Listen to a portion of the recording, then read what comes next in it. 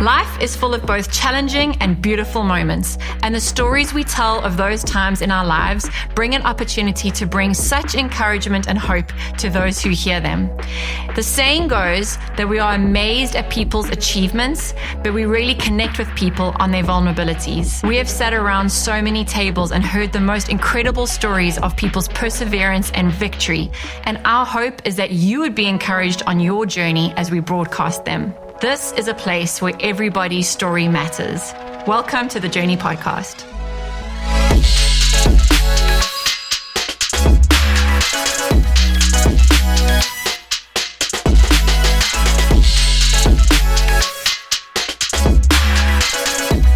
Hey everybody, welcome back to the Journey Podcast, and this is episode 9, and I'm sitting here with Dalton and Caitlyn from Kaleo. There are about 200 students from Arkansas. I want to say Arkansas, but it's Arkansas. Yep. We've been educated. And they've been in Flagler County for the summer, just ministering and doing all kinds of things. But it was so wonderful. We got to sit down with them at Yes Coffee. If you haven't heard about Yes Coffee, you can go listen to the episode with Rachel called A Beautiful Surrender. And we had a good cup of coffee. And I wish we had just had a camera rolling, because I love Fred also being in on the conversation and just chatting with you guys. And it was like we went to homeschool for what you guys are involved in, because you really just laid it all out. And we were so educated on what you do. And just such a blessing to hear the bigger story, because obviously it's part of the church and we host some of you, and just hearing about that, but it's just such a small percentage of what you guys do. So I think to start off, because I think people are always interested to know, like, who's this person? Do they have siblings? Do they have a dog? Where do they come from? So maybe Caitlyn, if you want to start, just to share where you grew up, have you got a dog or a hamster? And, family, siblings, where you live now and what you do. Yeah, so I'm Caitlyn, and I'm from St. Louis, and I have a brother, just one brother. He is 28, and I now live in Conway, Arkansas, and I work for STUMO. Nice. Yeah. Dalton, and I'm also on staff with STUMO. I grew up in Greenbrier, Arkansas. It's like a smaller town, but it's right next to Conway where I live now. Okay. And that's where UCA is the college that we're on staff with STUMO at. I have 2 younger brothers. I do not have a dog. I'm allergic to dogs. Okay. I love dogs, but I'm allergic, so I don't have one now. You can get hypoallergenic dogs now. I've tried. You have tried? Yeah. As long as I don't touch them, I'll be fine. But I could take medicine if I needed to. But okay. It's worth it. It's just Take an interesting medicine. fact Get a about dog. me. I'm allergic to dogs. Okay. So, yeah. Good. So maybe I think, because we didn't even know what STUMO was. We just thought it was Kaleo, and that this is what it was. Yeah. So maybe if between the two of you, just explain, like, what is STUMO, just as a good starting point, like the overall. Yeah. I can kick it off. So STUMO is short for Student Mobilization. And like you said, we're kind of a small part of it. The 200 students at Kaleo this summer, that's really just one of 6 regions that do Kaleo. Kaleo's just our summer discipleship program. So here in the summer, it's kind of the pinnacle of our ministry, I guess, because all year we're kind of recruiting and like sharing the gospel and trying to make disciples on the college campus that we're at.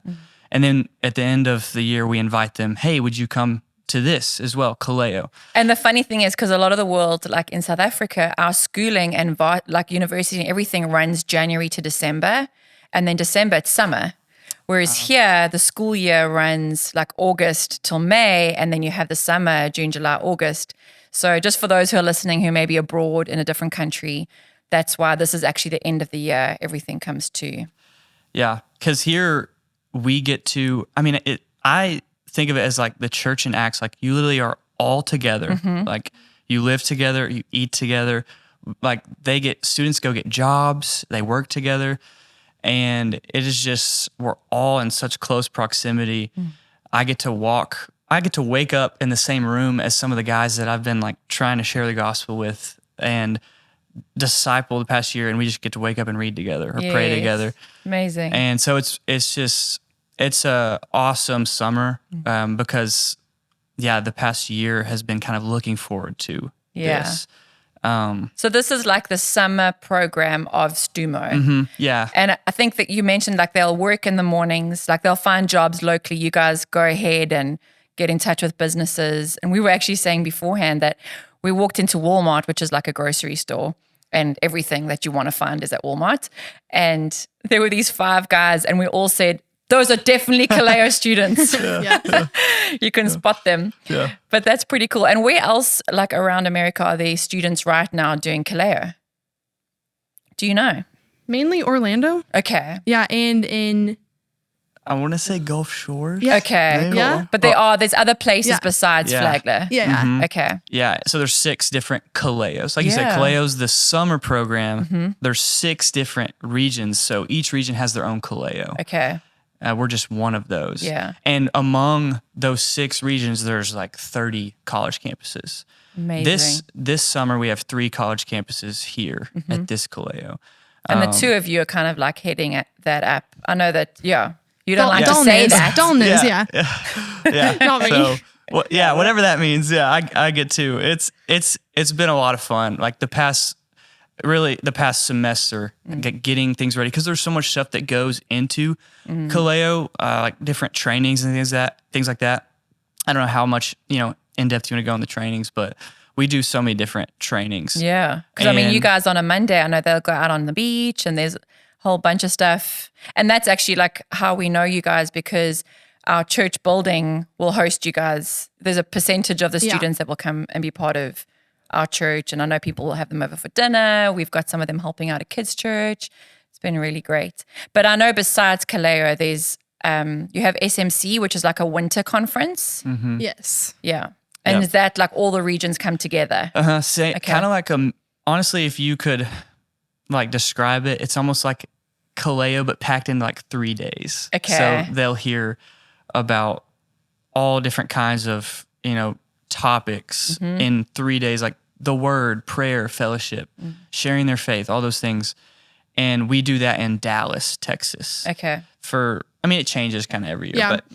but the past few years we've done it in Dallas, Texas. So we get like an arena, and we have different rooms that we do breakouts in. So students really get to really cater to them and what they may be interested in growing in or questions they may have. That's SMC. How many students do you think? Like 3,000. Yeah, Yeah. I mean, it's amazing. It's crazy. 3,000 students. And I'm just thinking like practically, because we've organized some events. I mean, 3,000 people is a lot of people to. Yeah, the auditorium is packed. Yeah. It's but all the crazy. logistics and the admin behind that is a lot. Yeah. Yeah. That's amazing. Would you add anything to like SMC or Kaleo? I think the cool thing about SMC is we recruit in the fall to SMC, and that's kind of how we also can get students to Kaleo, because that's Okay. like we do a Kaleo pub, like, hey, if you want to keep growing in your faith, come this summer to Yes. Kaleo 9-week discipleship program where you can like really go in depth, because SMC is definitely like a little slice of the cake. Okay. Yeah. We're trying to offer them like more, and Yes. they'll come back from SMC and want to change, but Kaleo really helps them like build habits and like really deep community. And I know you guys just had like a mini Kaleo, just like for like a week, right? yeah. And Oh yeah. Yeah. Yeah. Go 1 week. That's pretty cool. And that kind of, you were like, they wanted more. So that's great. They'll yeah. probably come back next year. Yeah. But what I was impressed was like the meatiness of what you guys do is actually really week to week, because there's so much that you're doing on the campus. These are 2 Yeah. big events that happen, but it's really like the discipleship and the reaching out every day. Yeah. What does that kind of look like?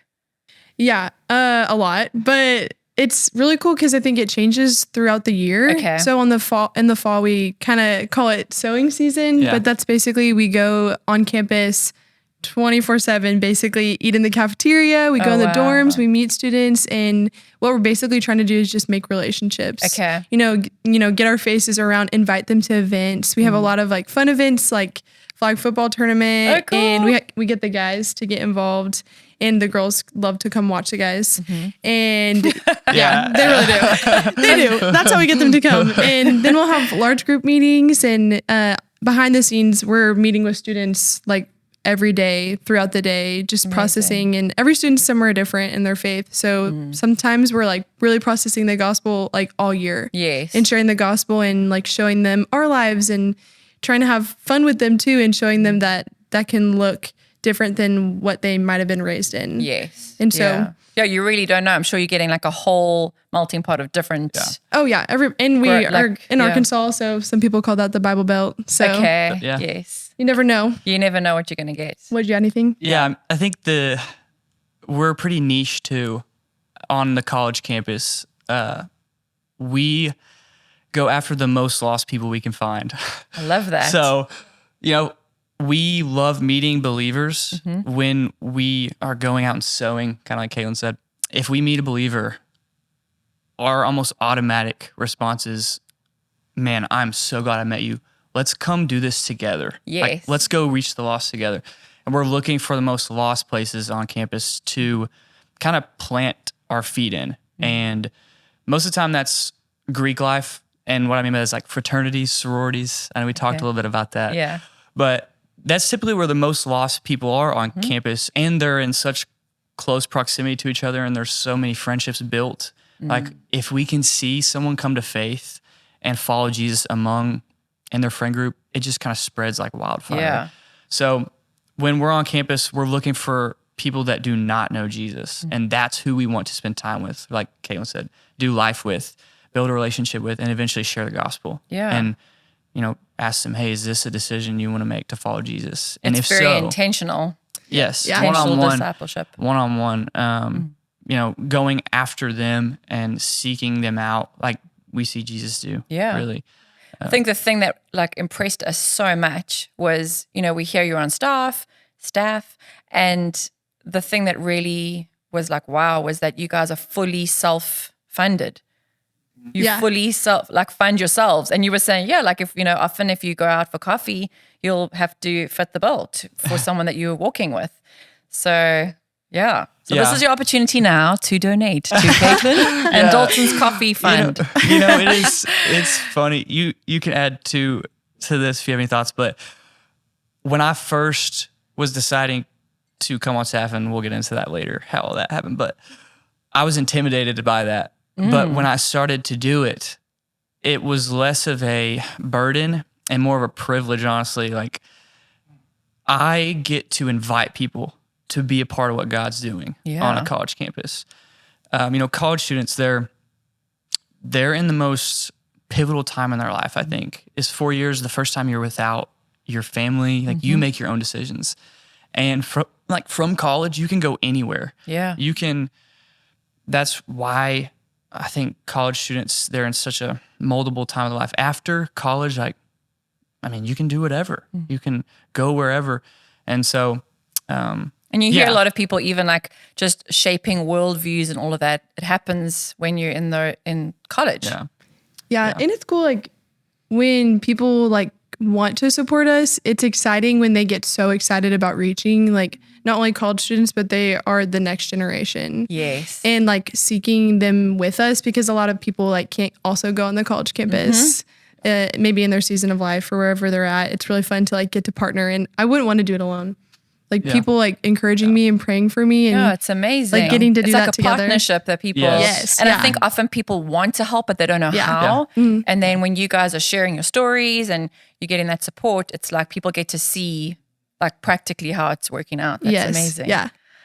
But what I want to get into, because I just love like the testimony part of it. Yeah. So I think that was like such a good overview, and it really opened up our eyes to see what you guys are doing. I just want to honor you both for doing that, because I don't think there's many people who you guys have really given your lives to that, and you had studied other things, but just felt the call of God. And I know you mentioned like you hold it with a very open hand, and I know what that's like to not really know what the years ahead look like, but you're fully committed in this season, and your yes is to the Lord.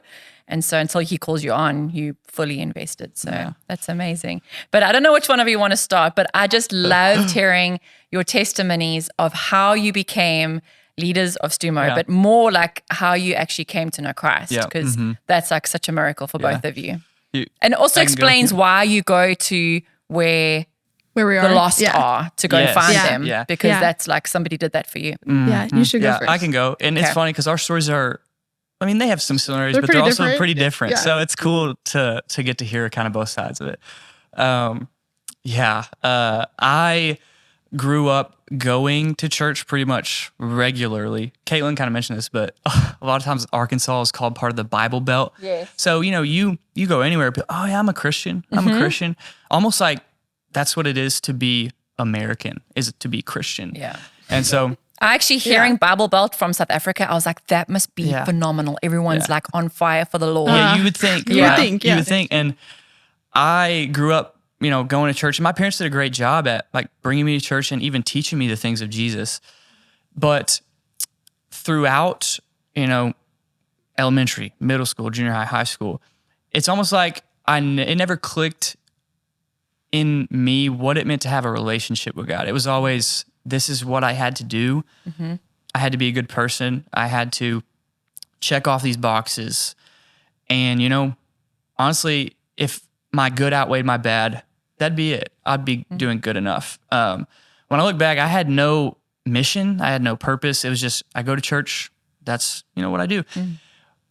And that's not a very strong foundation to have. And Yeah. so when I got to college, I remember we talked about this this idea of rushing to fraternity. But first, So, tell everyone yeah. what you were studying. Okay, yeah. So when I got to college, I decided to pick, I didn't even mention this. I wanted to be in the DEA, Drug Enforcement Administration. Like I wanted to Okay. bust down doors, do all that Oh, stuff, which is okay. awesome. Yeah, sure. But Friends clapping behind the camera. I knew a guy involved in that, and I literally asked him, "What do I do? Yeah. I don't know this is what I want to do. What degree should I get?" He was like, "Finance and Spanish." I was like, "Okay, I already took in 4 years of Spanish, so." I was like, I'll minor in Spanish, I'll major in finance. So that's what I did. And it's funny, that completely changed, obviously. But when I got to college, like I said before, in high school, all it was go to church and be a good person. Like I said, not a strong foundation. So it did not take very long until all my morals kind of went under the rug. And I was just like, well, I'm here in college. I'm going to do what everyone else is doing. Let me just make the most of it. Like, this is what college is supposed to be about, partying, girls, just my image. And that's kind of how it led into my story of me meeting some people that impacted me.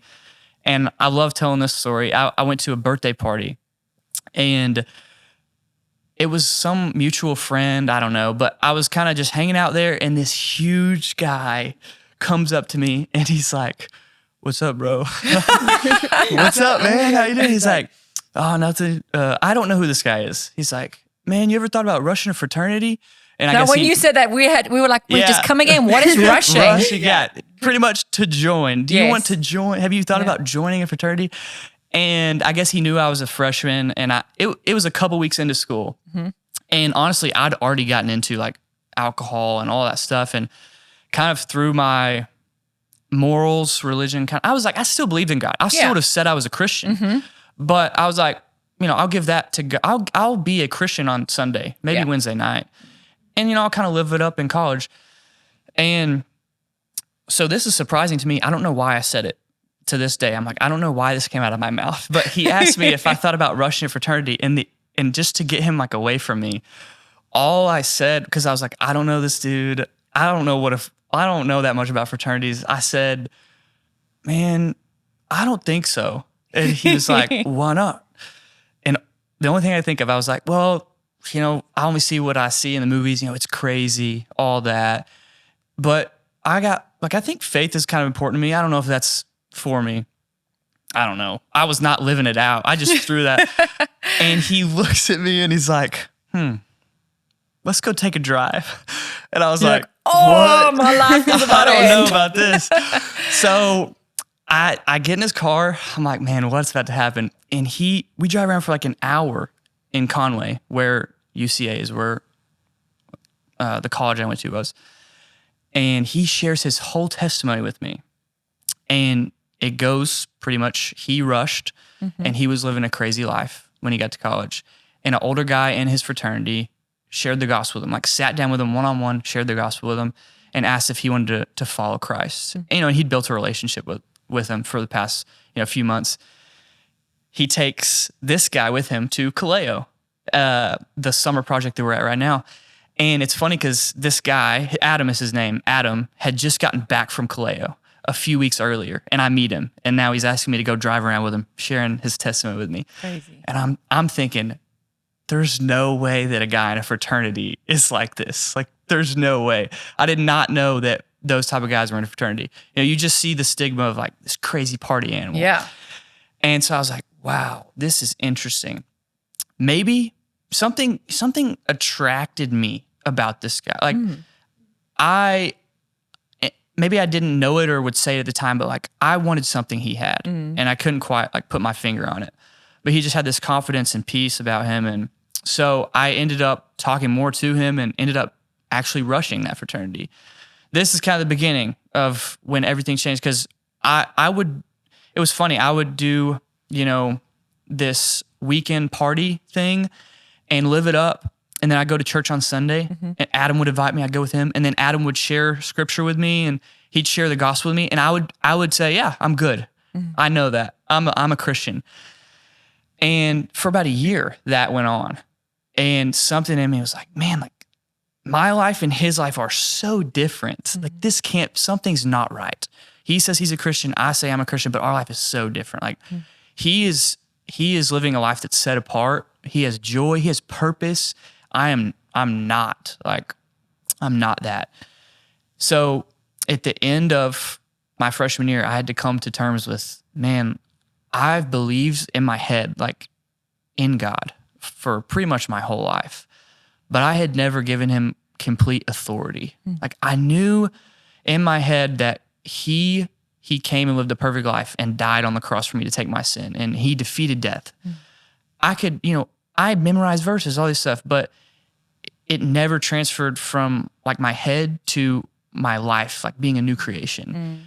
And I saw that in him, and I knew something was off. And so into my freshman year was when I told him and God, like, I want to give you authority. I don't want to live this double life anymore. I want to follow like Jesus. And so that was a new beginning for me. And he began to teach me what it looked like to make disciples. My sophomore year, there's this whole group of 30 other guys coming in, and he basically like nudged me. He's like, all right, Dalton, your turn. Like what I did with you, you go do it with these guys. Wow. I'll help you. And I don't know. I would love to talk more about what that looked like too, maybe later, but that was the beginning of it. And how powerful. It's like one guy did that for somebody else, who did it for someone else, who then did it for you. Yeah. And how many more? Yeah, and you could keep going back. I was like, Adam, like who was the guy that helped you? And he, like this guy, Noah. And I was like, well, who helped Noah? And name after name, and you could trace it back. And it's crazy. And by God's grace, like I began to share the gospel, and I got to see guys like follow Christ, and I got to teach them how to teach others. And there are guys here at Kaleo, like a couple generations down, amazing, that are here because of, man, you could go way back. Obviously God's faithfulness, but like guys way before me, their faithfulness to put their yes on the table and make disciples and be faithful in that. It's amazing. Cool. And just how you could see, it was Adam, right? That was walking with you. You could see like something was different,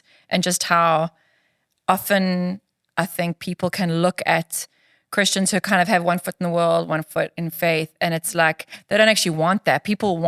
They're much more attracted to what is authentic and genuine and real, as funny as you might think that is, but it's actually the truth. Like people don't want, like they want you to know, okay, you've got both feet in and you're 100%. Yeah. So that's what people are now attracted to you guys with, because I hope so. I guess so. 100% in. Yeah. Okay. So I totally agree. Our stories are very different, but it is cool how God can like get us both on the same staff team, and even in the same city. I did not think I'd ever live in Conway, Arkansas.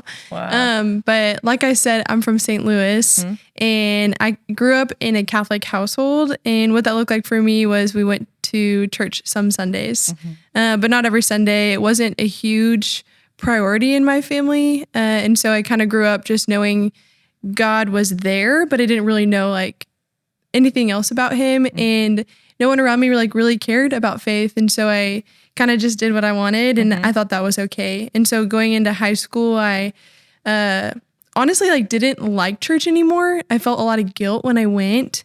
And I asked my mom, or I remember this one time, I asked my mom if I could stop going, and she's like, no, you're going to keep going. And that's when I knew I was so thrown off and pushed away from the church. And so that kind of started a train of me going down and finding my worth in so many different things, like sports and grades and boys and drinking. And I remember thinking I was having the best time and having so much fun. But really, I didn't know what life was about, and I didn't have any good friends. And so when I went to college, I decided to go to a party school because I knew that would be fun. And I knew that I wanted to go to college to be a doctor and make money.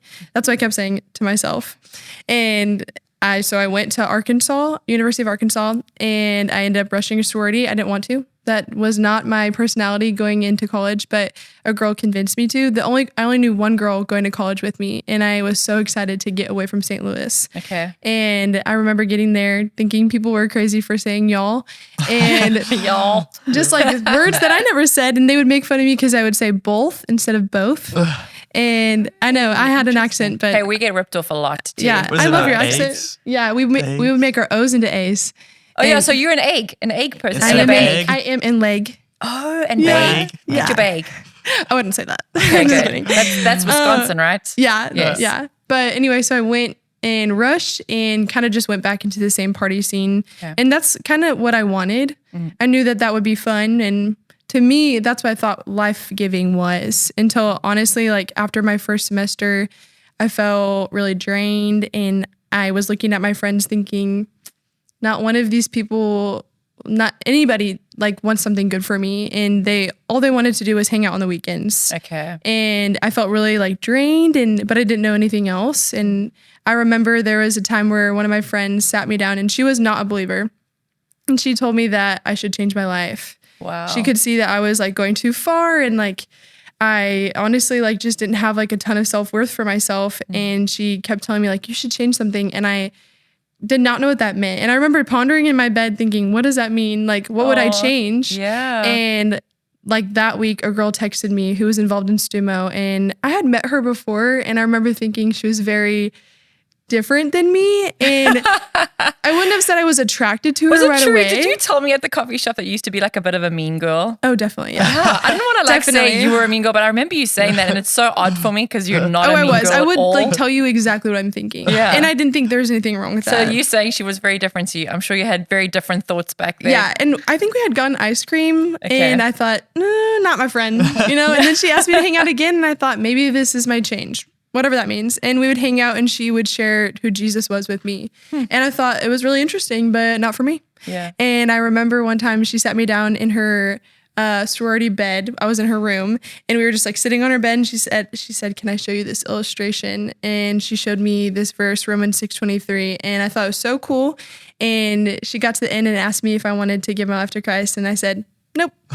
And she did not stop though. And that is the biggest thing I could ever be thankful for, because she didn't stop pursuing me when honestly, I said no. She could have easily just stopped, and she just kept pursuing me. And she could have taken it personally, because I think sometimes as Christians, and it was kind of personal. Yeah, we always feel so personal, they're rejected. Yeah. But actually just to keep on being persistent and just loving and going beyond. And honestly, I think that's what attracted me to her. That because I told her everything I did on the weekends, whatever I thought, and she loved me. And that really stood out to me. And she had told me about Kaleo, which is our 9-week discipleship program.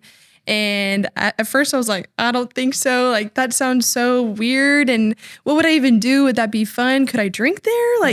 Thinking of all these things that I could do.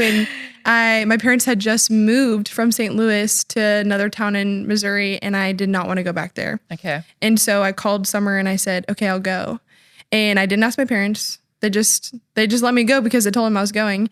Kind of mean girl vibes, like, I just did what I wanted.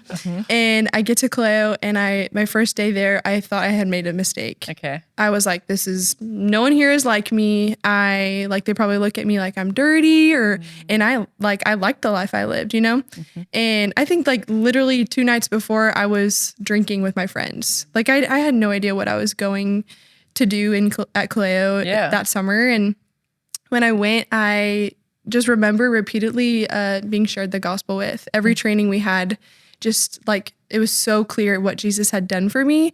But I knew I had a decision to make. And it wasn't until the middle of the summer, and it was on Mondays we do beach evangelism, and they were sitting us down and they were teaching us how to share our own testimonies. And I remember sitting there thinking, this is stupid. I'm about to get up and make a scene or something, because I was dramatic and a mean girl. And I got up and told my leader that I had to go to the bathroom. And what I really meant was I didn't have a testimony. Okay. And so I remember going out on the beach with some random girl that I didn't know, and we were sharing the gospel and like approaching people, and we got rejected like 17 times. Oh, wow. I was like, and I was mad. I was so done with this. I was ready to leave. Hot and bothered. And I was like, okay, we're done. We tried. Like, we just keep getting rejected. And the last girl we shared with, she had given her life to Christ. But I remember feeling so convicted, or at that time, maybe just some like weight on my chest of, I just shared a fake testimony, because that was the day we were adding in our testimony. Yes. And I totally lied about my testimony because I hadn't given my life to Christ yet. And I had told her that I did. And then she received Christ. Wow. And that was like so crazy for me. I don't think I talked on the way home, like in the car. I just kept thinking like, I'm going to die. I'm an imposter. I just lied. And that girl just gave her life to Christ. Amazing. And don't you love how I've often thought about this before, because we've been in leadership. I mean, I was like 13, became a Kids Church leader. Then we became youth leaders. And then it's just like, you just kind of serve wherever you need to and want to. And I've often thought how there've been times where I've been in a really bad place in myself and been really struggling. But by the grace of God, I've been able to help others around me in spite of me. Yeah. And I just love how the Lord can do that. Like, you can fake a testimony. I just like, I actually said to her before, I was like, you have to say the fake testimony part because it's so good. I love that part of the story. Because the Lord used that, and and then he used that in my life, in your own life. Yeah. Your own fake testimony led you to the Lord. Yeah. And then I'm like, thinking, amazing. I'm overthinking. And that night we had a conference about what it looked like to multiply your life. Okay. And entrust to faithful men, kind of like what Dalton was saying, of that lineage of generations of you sharing your faith and that person sharing their faith. And that's really how we'll reach the world. And that is ultimately our purpose. And I remember sitting there in that church. I don't even know what the church was called or anything. Wow. And I knew that is why I went to Kaleo. Yeah. I was searching for that exact thing. And I remember, I think we were worshiping and singing a song, and I remember sitting down and I started crying, and I did not cry. I was such a stubborn, hard heart that I did not cry, and I started sobbing. Oh, and I knew that I was like, I need to let go, and I just need to surrender my life. And I remember doing it right there, and I didn't like take someone's arm. I just did it right there. And I remember going back and telling my group, and that's ultimately, like, seriously when my life totally changed. Yeah. I gave up the party scene. I didn't want to live my life for the approval of others or what I thought was satisfaction. And genuinely, I came back on campus and started to share my faith, like Dalton said, by the grace of God, and get to multiply my life. And ultimately, that's what got me on staff. And I get really excited about reaching girls who are so lost that they don't even know that they're lost. Yeah. And you will reach those ones that felt like you did. Like, I look so different to everybody else. Yeah. Like, what have I got in common? And just pursuing them when they think that they're not even worth being pursued. Yeah. It's just amazing.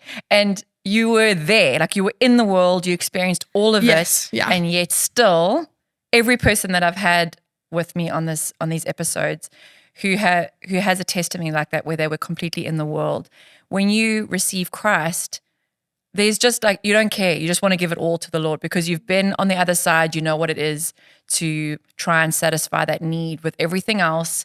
And now you will be that person on the campus who will be persistent and who will love people because someone did that for you. It's just Yeah. amazing. Yeah, I think I was thinking about this while you're sharing, but Summer, like in your life, one of my favorite scriptures, I think it's Matthew 9:36, when it talks about Jesus, when he sees the crowds, he sees them like sheep without a shepherd. They're harassed, they're helpless. And then it says he feels compassion for them. And it's just, when I think about people that like have given their life to making disciples, and even Summer's on staff with STUMO at Oh, Arizona. now. awesome. Yeah. Like they have that compassion. Yeah. You know, to be able to go back again and again and again, it like that compassion that Jesus has to see people like he sees them, it will keep you going. Like it will Yeah. give you endurance, and people like that in our lives. And we all can look back at people like that have impacted us. But yeah, I was just thinking about that scripture, and it's cool how now like we get to kind of see people like that.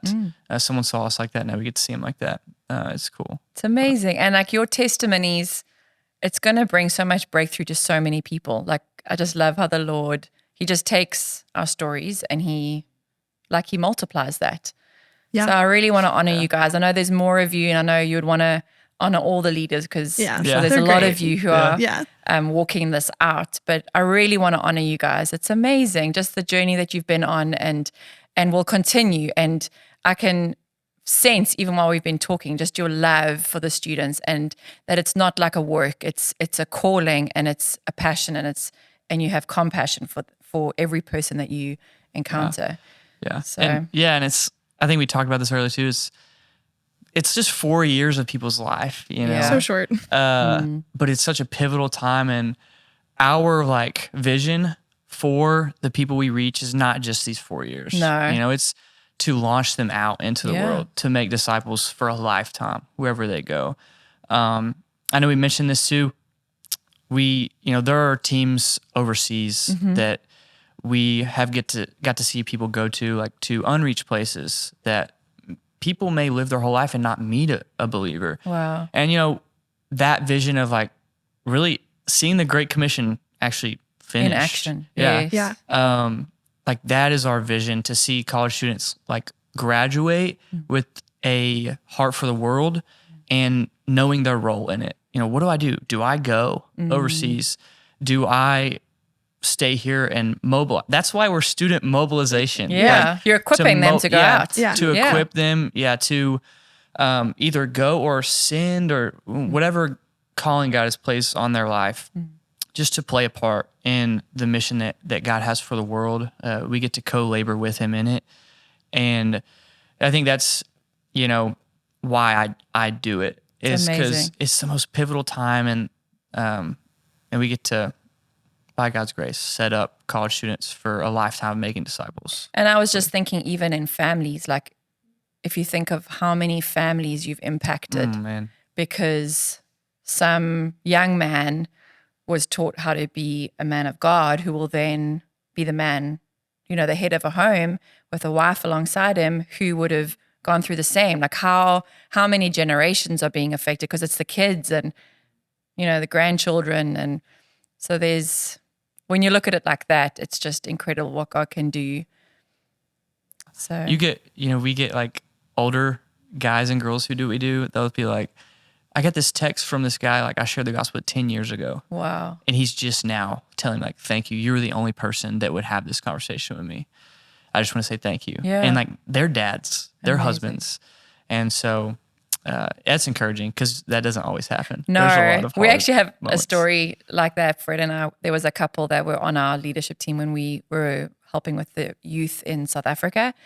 And when you're in youth ministry, or like reaching young people, it's true, you don't often get like, thank you so much, like thanks for what Yeah. you're doing, or like it made such a difference. It often feels like you're not really getting anywhere. And they came to visit us. They were not even dating when we met them. They were part of the youth, and they became leaders, and they ended up getting married, and then they were living in America and came to visit us. And they sat us down and they were like, hey guys, we just want to say, I've had a reminder on my phone. He said, Oh, wow. he's like, I've been meaning to tell you guys thank you for what you did. And we had actually left the youth ministry feeling like we had failed feeling like we had let people down, let the leaders of the church down, because, we hadn't done what we really wanted to do, because we had so much in our hearts, but it was hard. It was early years of marriage, and just to hear that. And so I pray that you guys get a lot more of that you'll see the fruit. And that's not why we do it. Yeah. But, we encourage each other on our journeys. And that's, I just hope that you guys get to see a lot of the fruit in years to come of all the lives and kids' lives and families that have been affected and influenced. And even generations going backwards, where kids will go home and influence their parents, who will influence their parents. Yeah. I feel like that's kind of like my story too. Yeah. My parents have been growing so much since my first Kaleo. Because I remember coming back and I told my mom, and she didn't even fully understand what it meant to give her life to Christ. And so I got to like explain that to them. And it's definitely been a slower like growth for them, but it's been really cool. Like my dad has been exploring his faith on his own. Wow. And like God has been revealing himself to my dad in crazy ways that I probably shouldn't get into because it would take forever. But it's been cool. Like one time I sat down with my dad and he said, God saved my life. And I'm like, what? Like knowing my dad before. And when I first gave my life to Christ, my dad kept saying like, well, you're not going to go to the fraternities and drink anymore. And I was like, no, Dad, like I like decided to give my life to Christ. Like my life has changed. And now he's like saying that God saved his life. Wow. And like has this like specific moment where God revealed him that I could have never done for my dad, So it's been really cool. So maybe while we've been chatting today, God's maybe put it on your heart to partner with Caitlyn or Dalton or both of them and just supporting them, because obviously what they're doing is so powerful and creating such an impact in the kingdom, but it does come at a cost. And so we were just chatting about how we can get involved with that. And I know you guys like to personally meet with people if they want to partner with you, and how that would look like if somebody was maybe out the country or in a different state. How does that look like? Yeah. You can add to this if I miss anything, but we love meeting with people personally because really feel like it's a partnership. And I want to know, people. I want to build a relationship with them. Obviously, there's some people that are from all over the country. It's not possible. So, Zoom meeting, calls, whatever. We each have links to our personal like ministry accounts. Okay. That's usually the way most people give, is just through a link, clicking, adding, all the details and things like that. And then we can maybe put our email or something like that. That's awesome. And can people do like a once-off blessing? Yeah, or of course. they can commit to like a monthly gift. month to month. Okay. Yeah. And that's nice because it takes the pressure off. And then I'm sure people, I know we are supporting a girl in Ghana. Oh, cool. And in the beginning, you're like, but then when you get into it, it's like, it's actually such a powerful thing because you just know what you're giving to. And it's really special to do that. And we love to like update our supporters and like tell them like, hey, this is what has been going on. This student gave their life to Christ. This is like what you're investing in. And like Dalton was saying, like we want to know our partners and like get to show them like what God is doing. And also if you can't financially partner, we love when people partner with us prayer-wise because we need prayers. And so regardless, like anyone can reach out and email us. Okay. And like, I want to know who you are. I want to send you updates.